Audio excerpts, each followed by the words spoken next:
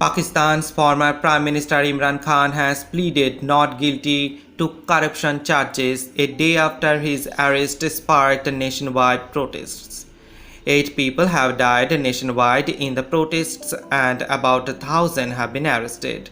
The army is being deployed in some areas and had issued a stern warning after crowds attacked its properties. Mr. Khan's arrest dramatically escalated tensions between Mr. Khan and the military at a time of economic crisis. Conviction would disqualify the former cricket star Prime Minister from 2018 to 2022 from standing for office, possibly for life. Elections are due later this year. Now the question is, why was Imran Khan arrested?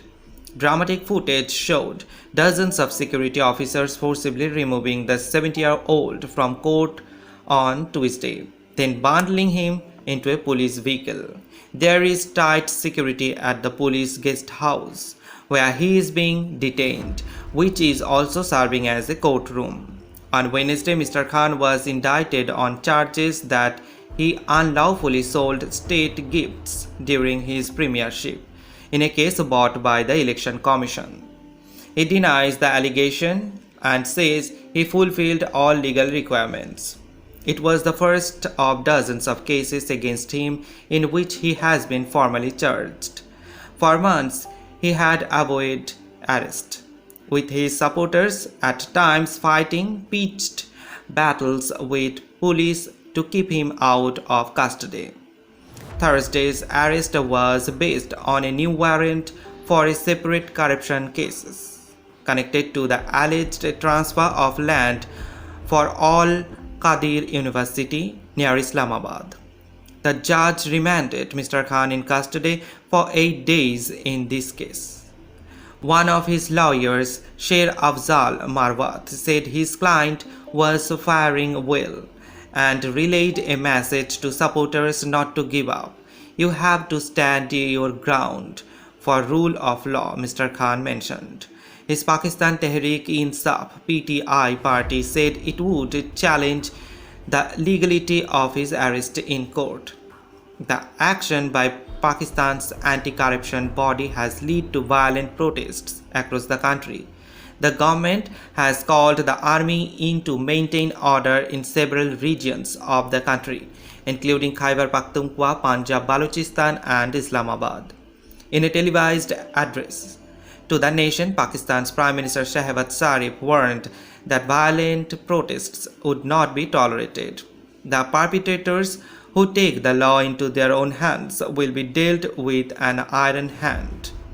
Extraordinary scenes on Tuesday evening showed Mr. Khan's supporters ransacking the corps commander's residence in Lahore, smashing chandeliers and making away with peacocks, among other things, which they said were bought with citizens' money. Pakistan's army described 9 May a dark day and warned protesters of an extreme reaction if properties of the state were attacked again. Police in Islamabad used shipping containers to try to block routes to the compound where Imran Khan was appearing before a judge.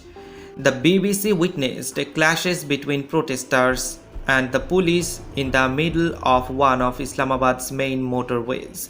Protesters began gathering after midday, some carrying with them PTI flags or wearing Imran Khan face masks.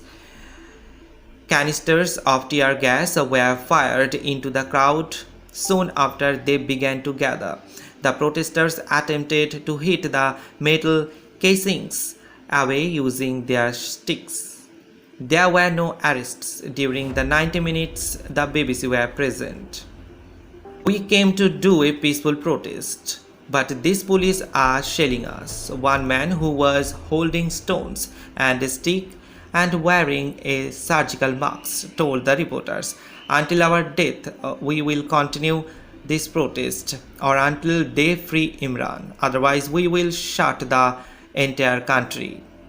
Mr. Khan was ousted last April less than 4 years into his term as a prime minister. In November, he was shot in the leg while campaigning among crowds in the city of Wazirabad. He has accused a senior intelligence official of carrying out the attack, an accusation strongly denied by the military. A day before his arrest, the military had warned Mr. Khan against repeating the allegation. Mr. Khan's party says he faces more than 100 court cases, which he says are politically motivated. His supporters argue that the current government wants to bar him from contesting general elections due in October. Dr. Shirin Maziri, the former Minister for Human Rights in Mr. Khan's PTI government, told the reporters that the way Mr. Khan had been denied amounted to state abduction. We do not expect even the military to abuse the sanctity of the court in this way, she mentioned, adding that people in Pakistan were seething with anger at the way he had been treated, as well as wider economic problems. However, Islamabad's High Court declared the arrest legal. Mr. Imran Khan will face the law. If innocent, he can contest the election. But if found guilty of corruption, he will have to face the consequences of that, Minister of Planning Ashan Iqbal told the press conference on Wednesday. Police have arrested supporters of Mr. Khan's party, including Ashad Amir, its Secretary General. Mobile internet service remain heavily restricted across the country. Pakistan's telecommunication authorities said they had suspended services on instructions from the Interior Ministry. Schools also remain closed. Some highways have been blocked and there is little traffic on roads in major cities. Many analysts believe Mr. Khan's election win in 2018 happened with the help of military. But amid a growing economic crisis, observers say he fell out of favor with the powerful military, the crucial behind-the-scenes player in nuclear-armed Pakistan.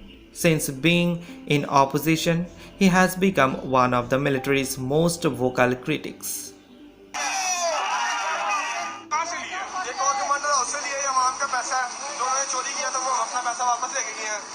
ये क्या चीज है? ये मोर है। कितने मोर लिए आपने? हमने एक ही मोर लिया।